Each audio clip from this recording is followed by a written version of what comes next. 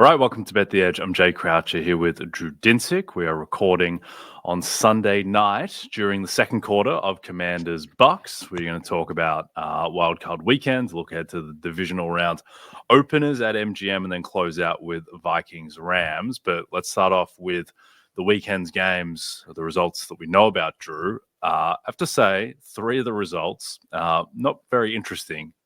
In terms of Baltimore, Buffalo, and Philadelphia all taking care of business, and get your thoughts on if you thought that there was anything notable from those games. But to me, the most interesting thing out of the weekend so far is, what do you think the upside of this Texans team is? Do you think that there is a chance that this defense could be all world and the offense could be competent, or is this just a good matchup against the Chargers and an isolated incident, and this is still the team that lost 31-2 to Baltimore? Yeah, I think the upside is CJ Stroud, 150-1 Super Bowl MVP. Jay, I feel like you set that up on a nice tee there for me. But no, the defense for the Texans was incredible, even in the first quarter and a half, where the Texans' offense looked like truly horrific. The defense was playing great. They were generating absurd amount of pressure. The plays that they made on balls to get those picks were phenomenal. I know that Justin Herbert is, Herb's going to be the GOAT here because of the box score. The stat line looks so gross with the 4 picks, but I don't know. I didn't really feel like those were a lot of his fault. Throwing across his body was probably a mistake, but Lassiter made a phenomenal play to get his head whipped around and make a play on that ball, and then the other interceptions were his receivers making mistakes. The pick six, which was super consequential because it really felt like it kind of prevented them from making a realistic comeback in that game, was an issue that Matt McConkey, who otherwise had a phenomenal day, let that ball get through his hands. Disley pops it up and gives Stingley the pick that he runs back to the 10, and it was a lot of just really, really solid play from that Texans defense. And some of that might have been just they were at home playing with a little bit of momentum, like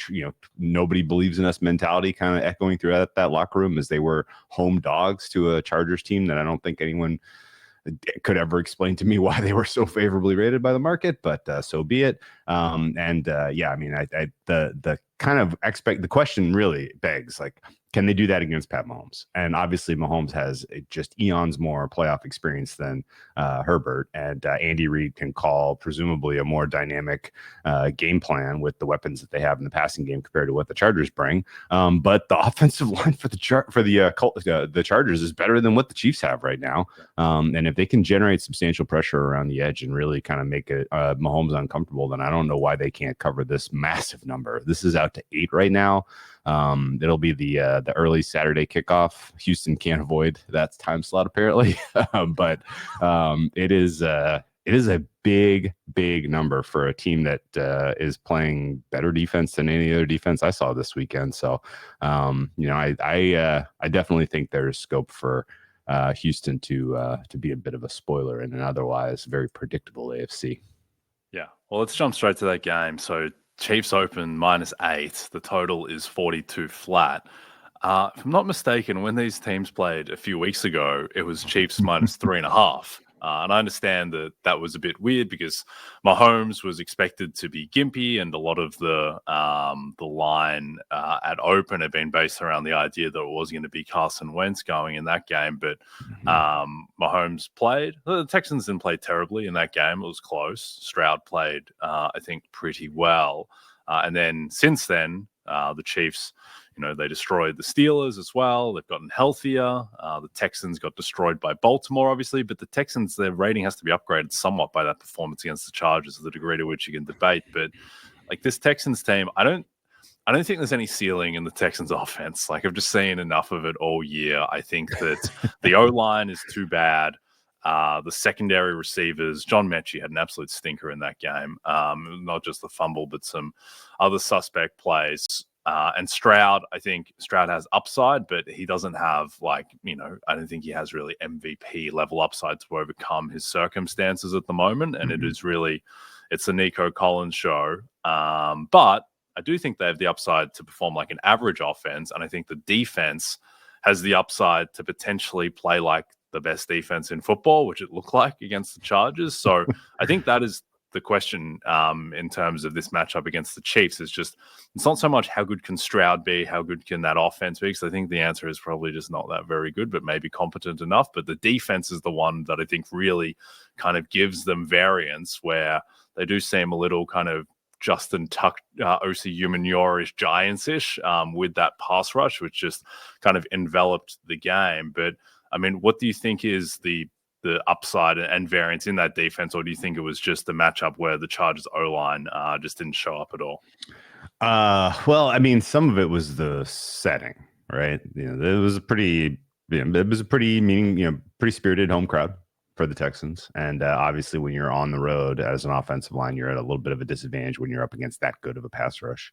But I think the point, or at least where my head is at on this, is that, yeah, the Texans have warts. They have flaws. This is not a good team. But where they are good kind of fits hand in glove with weaknesses in the Chiefs. I laid the points with the Chiefs on the 21st. And I watched every minute of that game, and I never felt great. It felt like CJ Stroud was playing a very good half of football before the breaks kind of went in the direction of the Chiefs, and then they would just kind of played a little bit of keep away in the second half. And Nico Collins is healthier. I think that matters a ton.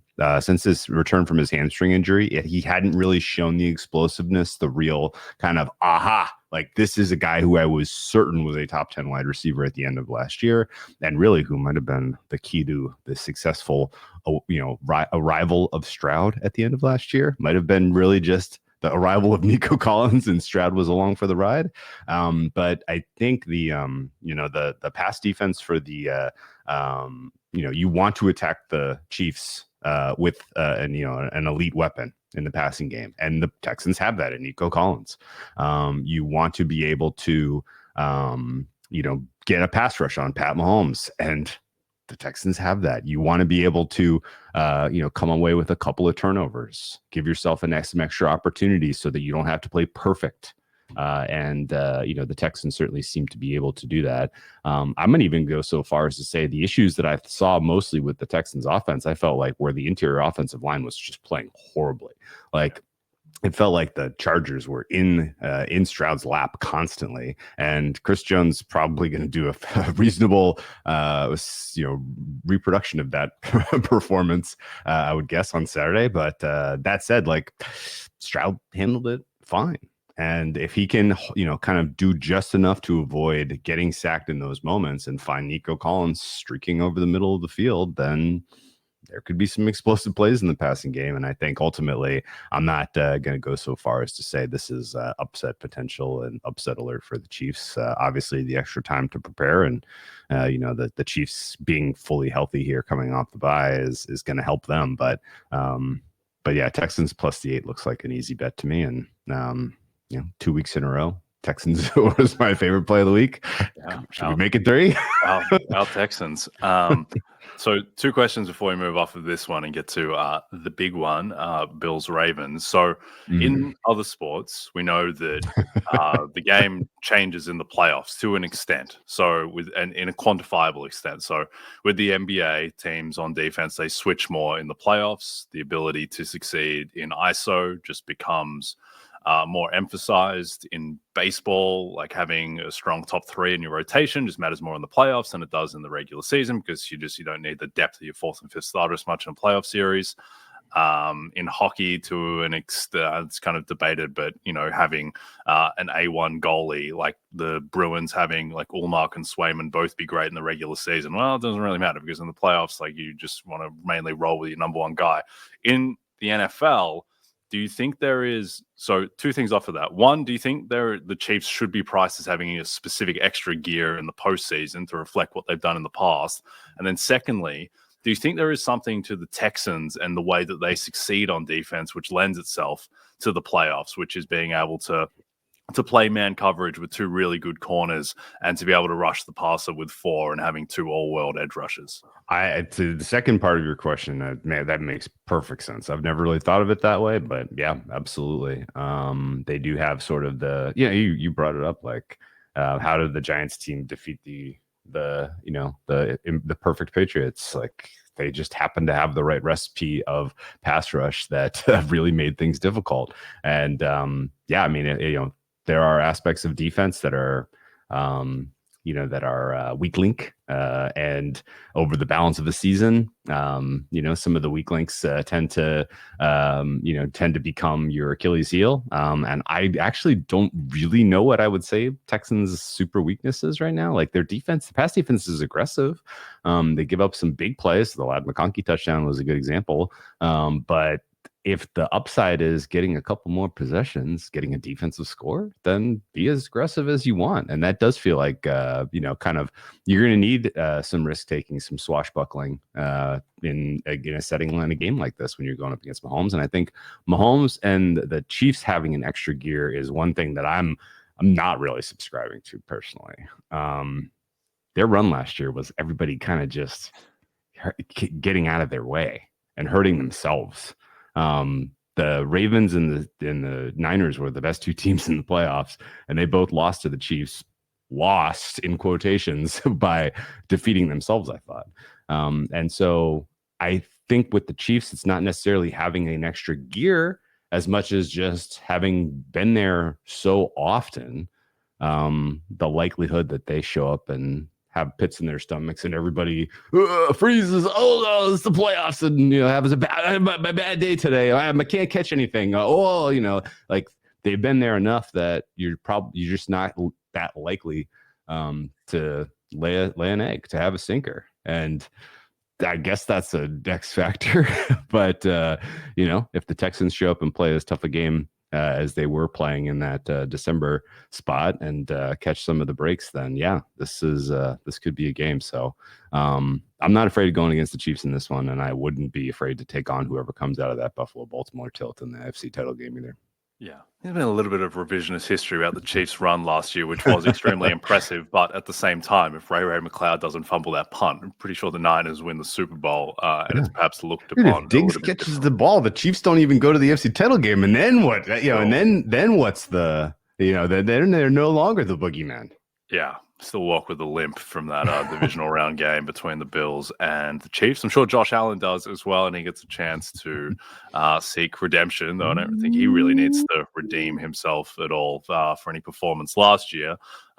So the Bills open -1 against the Ravens. The total is 51.5. Obviously, this is going to be dissected to death. You could not draw up a better matchup than the first team All-Pro quarterback Lamar Jackson. Maybe we can talk about it at some point during the week and how that correlates exactly to his MVP chances. But this is as good as it gets. I think the most interesting aspect of this, do you think there is something behind the idea that the Ravens are a particularly bad matchup for the Bills because of how they destroyed them back in week 4?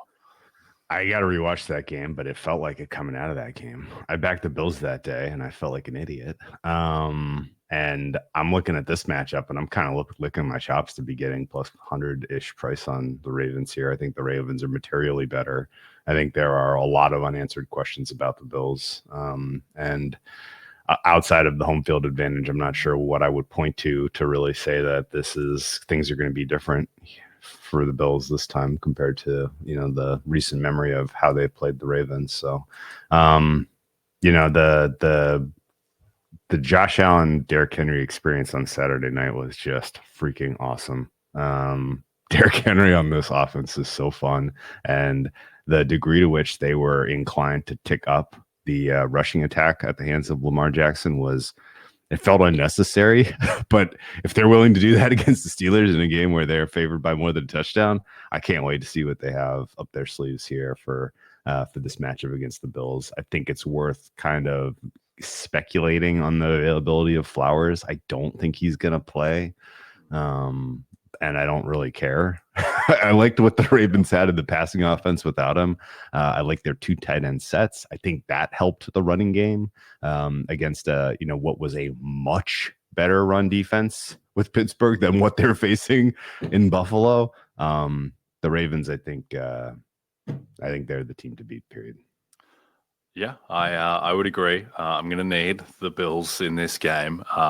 Big bet on the Bills from preseason to win the Super Bowl at 20-1. Don't feel great about the matchup, but Josh Allen at home, it's not like they're drawing dead or anything. Just I do worry that the Bills, if there is one unit that I feel like could melt in this game, it would be the Bills' pass defense. Where I don't know, I just don't, Taylor Rapp, my man Damar Hamlin, the linebacker situation doesn't fill me with a great deal of confidence up against Lamar Jackson. Zay Flowers being out or hobbled certainly helps and mitigates things a little bit, but still, it's still Isaiah Likely, Mark Andrews, Rashad Bateman, who played on given plays looks like Justin Jefferson the way that he moves. It's you kind of get reminded why he's like the 27th pick in the draft or whatever, and he does look like it from time to time. And Lamar is playing at an extremely high level.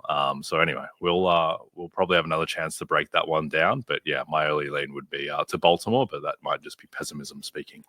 Okay, it's Derby Day in North London. Second place Arsenal take on Tottenham in the biggest Premier League match of the week. Tottenham almost lost to Tamworth, which I thought was a small town in Australia, but apparently it is a fifth-tier side who played in the FA Cup, and they took Tottenham to extra time. Watch live Wednesday at 3 p.m. Eastern, only on Peacock. As you all know by now, we've teamed up with BetMGM this season. We'll be using BetMGM lines to make all our picks, and we'll have special offers for our listeners each week. If you haven't signed up to BetMGM yet, use bonus code BETEDGE, and you'll get up to a $1,500 first bet offer on your first wager with BetMGM. Here's how it works. Download the BetMGM app and sign up using bonus code BETEDGE. Deposit at least $10 and place your first wager on any game, and you'll receive up to $1,500 in bonus bets if your first bet loses. Just make sure you use bonus code BETEDGE when you sign up. See BetMGM.com for terms. 21 plus only. U.S. promotional offers not available in New York, Nevada, Ontario, or Puerto Rico. Gambling problem? Call 1-800-GAMBLER. Available in the U.S. Call 877-8-HOPE-NY or text HOPE-NY 467-369 in New York. Call 1-800-NEXT-STEP in Arizona, 1-800-327-5050 in Massachusetts, 1-800-BETS-OFF in Iowa, 1-800-981-0023 in Puerto Rico. First bet offer for new customers only, subject to eligibility requirements. Rewards are non-withdrawable bonus bets that expire in 7 days in partnership with Kansas Crossing Casino and Hotel. Don't forget, if you haven't signed up for BetMGM yet, use bonus code BETEDGE and get your $1,500 first bet offer today. Okay, Vikings-Rams, Monday Night Football. Vikings are 2.5-point favorites, with the game being played in Glendale. The total is 48 flat. I think from a betting perspective, one of the more interesting aspects is just how do you price this game going from SoFi to Arizona? Yeah, I mean, it's still a tough travel spot for Minnesota, who obviously is on back-to-back travel weeks now. Their travel last week was not especially arduous. Minnesota to Detroit is an easy trip. This is a longer flight, and there could be a little bit of travel weary. Just in general, a little bit of weariness from the Vikings, who played hard all the way down the stretch, going for that 1 seed, and now find themselves on the road. I think the Rams SoFi home field advantage is non-trivial. They really do create a pretty awesome environment there for the fans and get people whipped up. And in general, kind of the neutral clinical setting, or maybe even antagonistic setting of Arizona fans, who I don't know that they love the Rams, who probably are going to be largely in attendance, could be enough to make this feel more like a Vikings home game. But I think the fair adjustment is probably about 2.5 points, and it's moved a little bit more than that. So I don't take a huge exception to seeing the Vikings in this type of range favorite wise. The distraction of the Rams, the Rams have been facing with all the goings on in Los Angeles, I think, is another factor. How these guys have been able to compartmentalize, preparations for a playoff game when things that are so much more serious are happening in their backyard is an open question to me. I'm certainly on my mind. And I think everybody in Southern California in general is just kind of has a little bit more perspective on things after the events of the last week. And I hope that there's some inspired play here from the Rams and the community can have a moment of positive outcome here, but not feeling super confident about that. I still think the total is a bit high. I know the last time we saw these two teams play, it felt like the offenses were getting whenever they wanted it. But I think that the Rams defense has improved beyond what the market is recognizing. And I think that their ability to create pressure and really kind of do a lot of what Detroit was able to do, of kind of bringing pressure up the middle in the face of Sam Darnold and really kind of making him think quickly and, maybe overthink it and overthrow his receivers. That I kind of need to see him prove it, that he is kind of, prepared for the playoff intensity and not kind of, specifically be the reason that the Vikings offense is unable to score touchdowns. So I think that the coaching advantage is pretty slightly in favor of McVay, but not overwhelming here.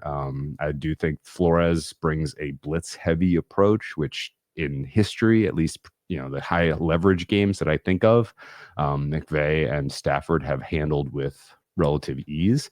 That said, they were totally caught flat-footed by the availability of Puka Nacua last time they played, and now they're not going to necessarily have that advantage of surprise. So Flores could have a little bit of tricks up his sleeve that we're not aware of. And if McVay is leaning too hard into the run game and it's just not working, then you could see a little bit of a bogged down Rams offense until things get out of hand here. So I would still play under 48 as the sharpest look for this game, but I don't think that's a run. I don't think that's a runaway. Bang the book here. And I think in general, of all of the games this week, this is the one that I had the least interest in really getting involved with financially. And because of a lot of voided bets, it's the one I'm going to have the least action on, period. Okay. Yeah, no, Rams for me here. I think that to your point about Flores blitzing at an extreme rate and Stafford being that kind of tapping into what Stafford has been able to do well. I think that Stafford as well, maybe the additional week off and not playing in Seattle will do him some good after he looked like he was just in a huge rut really the last month of the season, not playing very particularly well at all after the Buffalo game. And I think as well, the thing that with Darnold is if you pressure Darnold, he's not nearly as good. And the one thing that the Rams do for all their sins on defense is they do generate pressure with Verse and Fisk and Turner and Young and the kind of young cohort of edge rushers. And I just think that with Darnold, what he showed on Sunday night just cannot be comforting. And if he's playing from behind in this game in pure drop back sets under pressure, I think you could see it compounding. So wouldn't shock me if this just really goes belly up for the Vikings now. They are the better team, and there's a reason that they're favored. But I do think that just with Darnold's melt potential, it's a little bit concerning that it could be something of a repeat. And I wonder as well if the Lions maybe they solved Darnold to an extent and created the blueprint, which the Rams may emulate. But we will see. I think. But yeah, my gut sense is that the Rams get out of this one. But we will see. All right, we are done for tonight. Don't forget to check out NBCSports.com for more information to help you with your wagers. Thanks to those watching on the NBC Sports YouTube channel. If you're listening to us in podcast form, don't forget to rate and subscribe. Also a reminder to find all your favorite NBC Sports shows on Amazon Music. Just head to amazon.com/NBC Sports. From myself and Drew, we'll see you soon. Hi, I'm Mike Tirico, and thanks for watching. Make sure to hit subscribe for the latest news and highlights from NBC Sports.